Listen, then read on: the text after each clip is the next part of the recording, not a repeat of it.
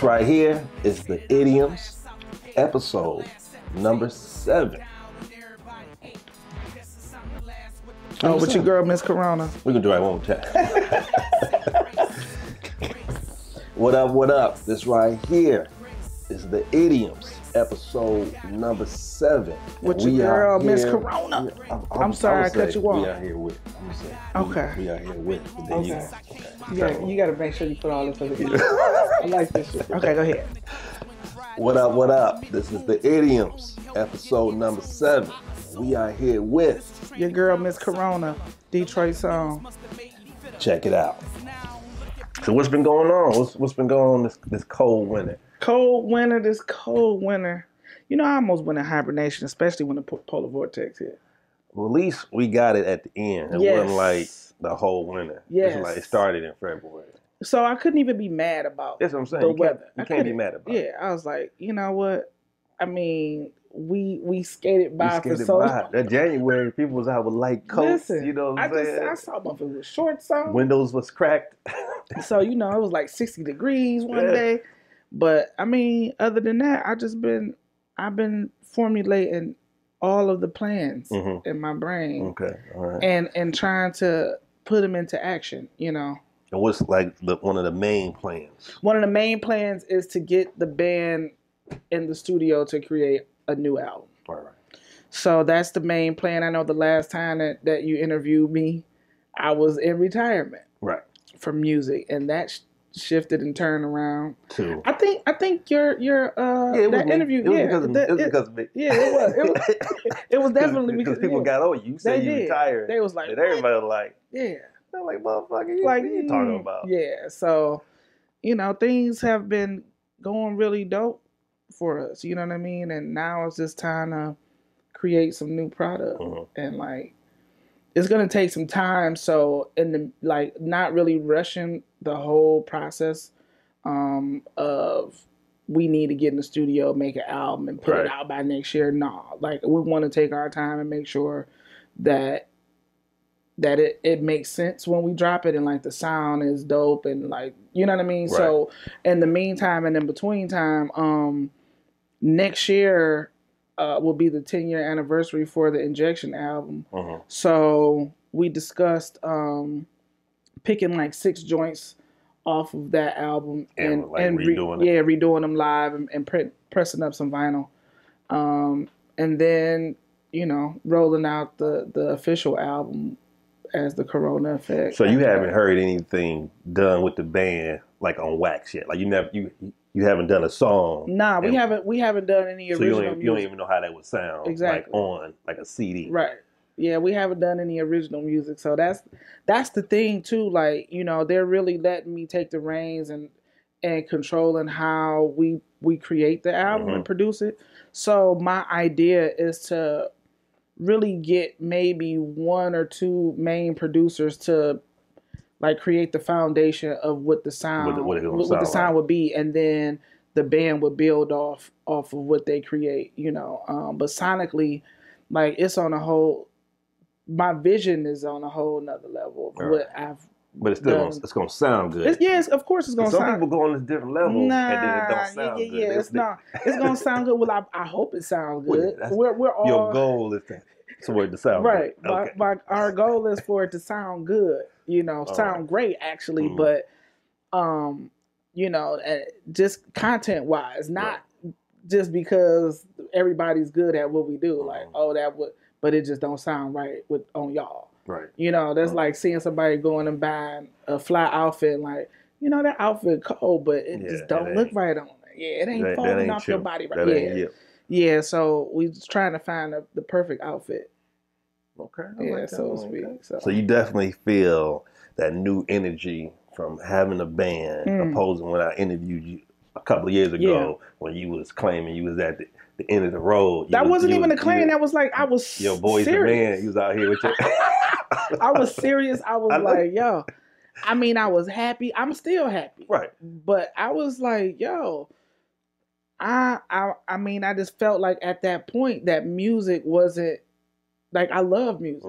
And I felt like creatively, it wasn't for me at that moment. It wasn't feeding you. It wasn't feeding your me. soul. It wasn't feeding, and it still isn't in a way. For real, you still not? It's still not in a way. You know, I mean, what's missing for you to have that feeling? What's missing is us actually getting in the studio, and working, and like gelling, and you know, coming up with something. Because that's what I want. You know what I mean? That's what my performance part of it is good. The traveling and everything, that's but you haven't created a new body from this right here. Right. And you need that to solidify it. Exactly. Not even to solidify. I need that to it's that, you know. It's like you know, when you have a vision. You know what I mean? Like when you visualize this portion of, you know, taking this whole visual aspect to another level. Right. You knew what you wanted to do, how you wanted to do it, but you had to find the perfect spot to do it in, because you just don't want to I'm gonna set up shop in the corner of a McDonald's, just for the sake of having something new. You know what I mean? Like, nah, it has to be right, and I can't let it go now. So now I'm like, we got to get in there, and we got to at least try, you know, and see what happens. So like working with other people, folks be sending me beats to try to work with them, and they don't be terrible, but it's not. I think I haven't really connected with it because it's not what my soul is yearning for, you know. So what's been fulfilling you or keeping you whole? You know, feeding that passion.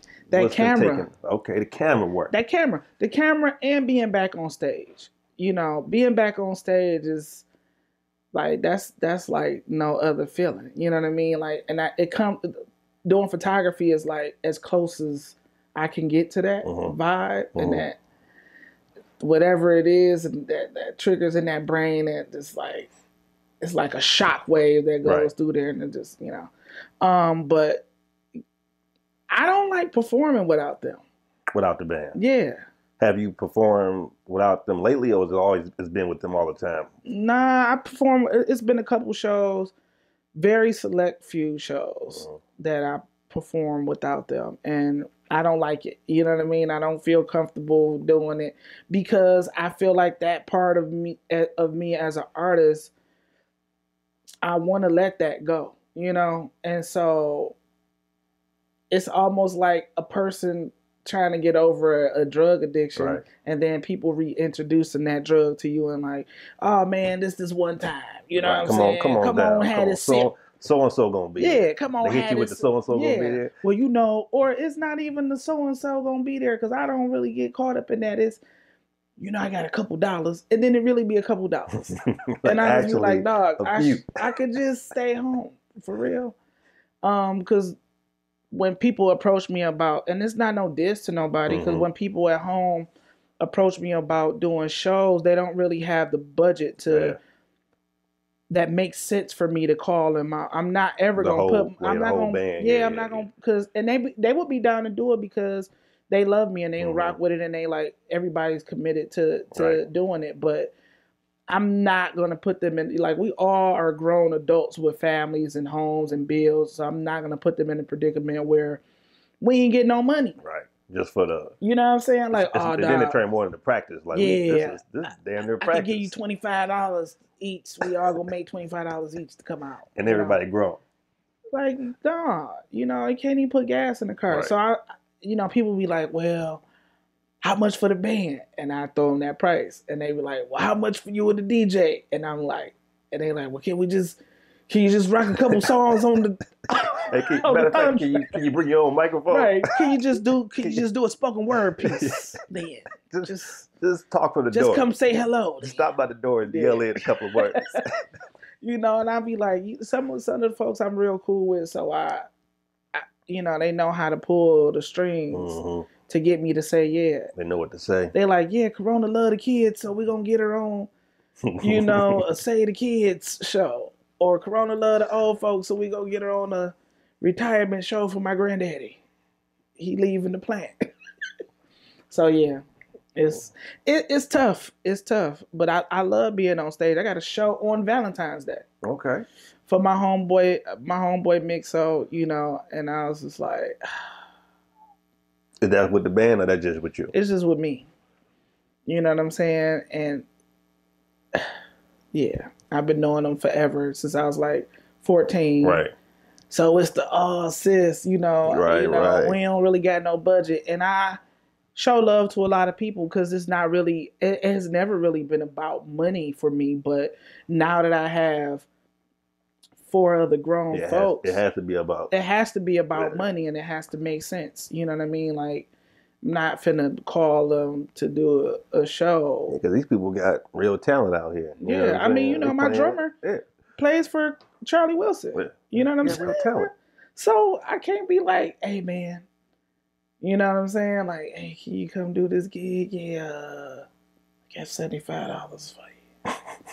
And then he like, yeah. And he loved me, so he'll be like, yeah. I mean, but that's to me, that's disrespectful. Because you're putting them in that position. Because I'm putting them in that position. To make that.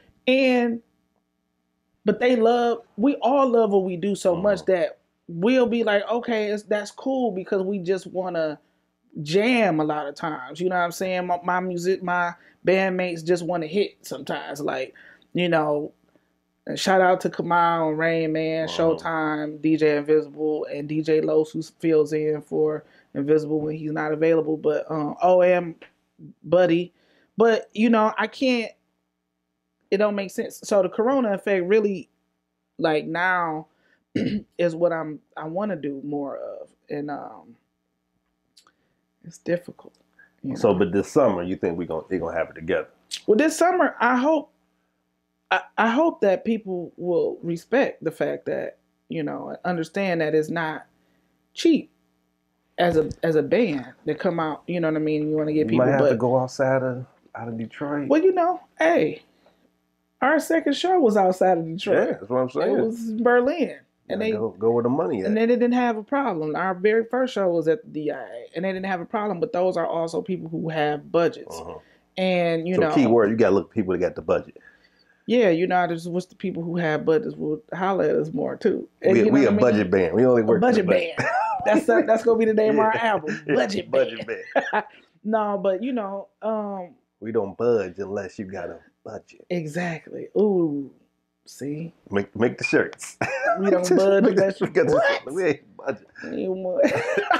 Okay, don't take it personal. We got to give you a percentage on that. Don't take it personal. But you know, a lot of people that we just rock with them. We rock with them hard, and it's difficult because you want to support people, and you know, I'm a fan of trying to help folks have dope events. So when they call on me, I am honored that they call on me, especially all the years I've been in the game. You know what I mean? I only got 2 official albums out. I got a lot of feature songs with people. But the love and admiration that my city has had for me for many years, I'm honored, but I can't survive off of that. You know what I mean? And now we as a unit can't survive off of that. And it's like, it's not, some people get offended. I'm like, I'm sorry, but I got to pass on the show. Oh man, you know, you acting, and I'm just like, hey, they don't get offended when they got to pay their cell bill, or cable bill. They just pay it. They be like, and you know, a lot of times for many years though, real talk, I will be like, yo man, at least offer me something, and let me say no. But at least offer me something that's not drink tickets. I got you at the bar. You know, I got some drink tickets for you. I'd be like, dog, I don't even drink. If you're going to pay for drink tickets, then give me the $50 that you was going to... Something. Offer me some gas money. Pay for me a lift to get there. You know what I'm saying? Or give transportation. Ask me if I need transportation. I got my own car. But ask me. You know what I mean? And most people don't do that. I respect folks who do that. I respect folks who are open and transparent. Like, hey, we don't have a budget. But if we make enough at the door, I'm going to look out for you. You know what I mean? You know, but that's just me. A lot of my events that I throw, I tell people, I don't have no budget. I don't have no money to pay you because I got to pay for the venue. I got to pay for the DJ. I got to pay for promotional items. But if you bring in enough people and we make enough at the door, then I'm going to compensate you. You know what I'm saying? And a lot of the times I'm able to give people something. It's been times when I literally did a show, I gave a show, and I ain't walk away with nothing. Not $1. I ain't break even. You know what I'm saying? Right. And I just be like, yo, okay. Another one bites the dust. People enjoy themselves, but I ain't make $1. Oh, you said another one, but that's what I was gonna bring up too. The movie Bohemian Rhapsody. I ain't see it. Oh my god, you got to see this movie. People were saying it was trash though. Trash? How? I don't know. It's a couple what folks they say bad? What was bad about it? They were just saying it was terrible. It was a terrible movie. Do they like Queen? That's a good question. I don't know, but I heard like 3 reviews from people that was like, "Man, that movie was terrible." It was a good movie. Okay. Like good. Okay. And I'm not like a big Queen fan. Like I got Queen in my playlist. Right. Like, oh, this movie about the. But it was good to the point. Like just the acting of the movie was good, and it, the way they maneuvered through it, they told the story good. Kind of like how the NWA story. Okay. They told it to a point where even if you're not a fan of Queen, you still can appreciate. Right. Okay. But I think for my era, we know the music, so even if we're not a fan of it, when we hear it, like, oh, okay, you know what I'm saying? I need to go. I want to go see it actually, because when they were showing the previews, my man's who was acting in it, he made me think of the dude. Right. Like I really visualized the old videos. I didn't see him as the actor. Yeah, that's what I'm saying. Because the main reason I brought it up too, because I was watching it, and at the end, it's a scene where they perform in that Live Aid. So they perform that Live Aid. I'm watching like, oh, this is kind of good. Okay. I was like, I wonder if he sound the same as the guy did actually. So I pull up YouTube, go to Live Aid, put in Queen, and it's like almost the exact same thing. He even sounds better. Wow. Like on the live performance. Wow. So then I was thinking, I said, Live Aid, why does that sound familiar? Then I was thinking about stepped on stage at Live Aid, and I got, people got paid, you know what I'm saying? Rock my Adidas. I'm like, wait a minute.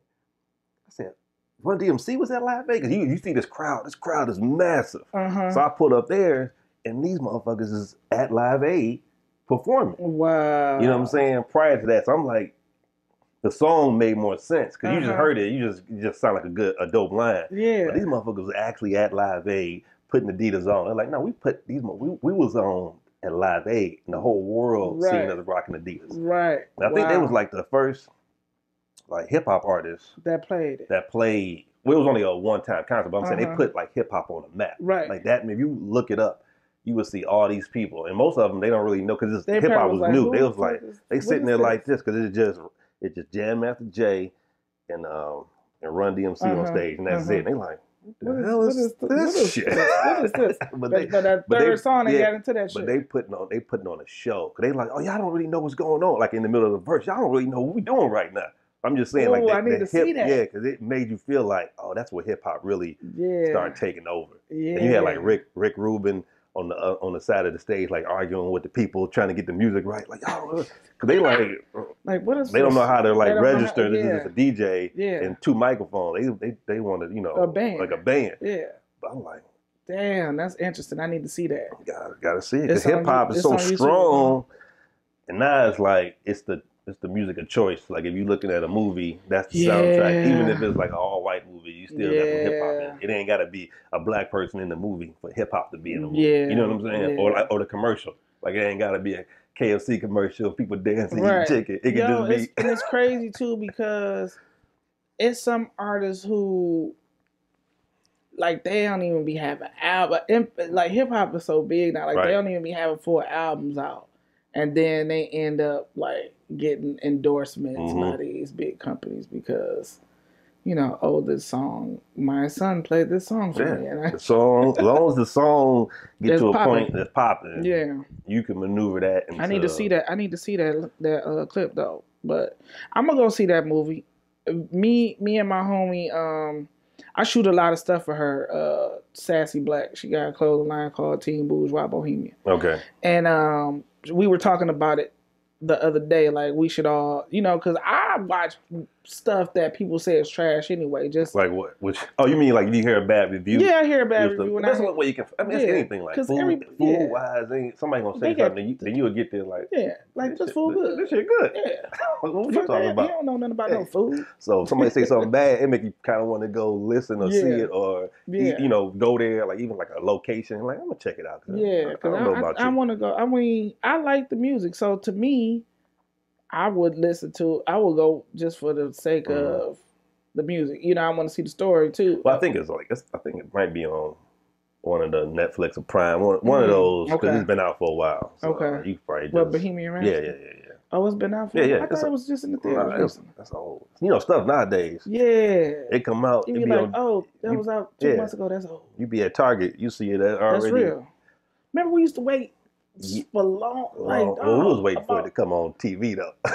Man, I used to be waiting for them DVDs to pop out. Like, yo, man, when they gonna drop that like, DVD? Boom. Yeah. Movie, 2 weeks after that, DVD. Because what's the name was in the theater? Well, it was in the theaters for like 2.5 months. Black Panther. Next thing, but as soon as it was definitely a DVD. It was, They want the money. I see that they doing it for free for the Black History Month at certain theaters. Is they gonna do it here too? Yeah, they got about some of the AMC theaters here for free. That's nice. Yeah. I'm not mad at it. I know. They made a lot of money. Yeah, they're not losing money. They're not losing no money for somebody seeing it free. No. Right? They sure ain't. I mean, they apparently they didn't cut a deal with participating AMC theaters to play it for Black History Month for free. Yeah, so somebody making some money. Oh, they done made some money. You know, I was an extra in there. What? I was an extra. Extra in what scene? You know, the fighting scene. We talking about the fighting scene where they was on the cave? All the fighting scenes. All of the fighting scenes, I was an extra. You was an extra.